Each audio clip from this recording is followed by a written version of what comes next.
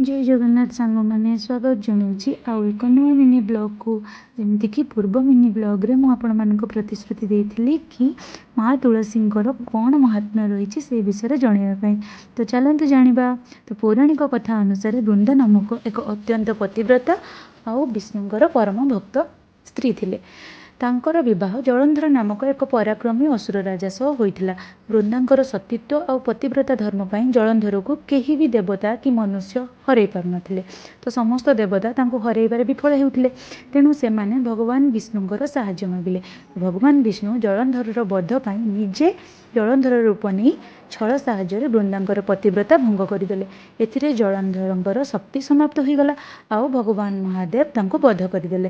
जेतेबेले वृंदा को यही छल विषय जना पड़ा से बहुत क्रोधित हो गले।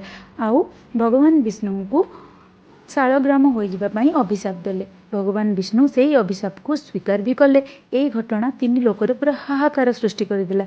देवी लक्ष्मी आउ अन्य देवता मानकर प्रार्थना पर वृंदा तांकर अभिशाप को फेरई नहीं आउ निजे पति सह पुनश्च सती होगले। जो स्थान रे वृंदा भस्म हो जाइथिले भगवान विष्णु से गोटे गछ सृष्टि कले एवं ताहार नाम तुलसी देले।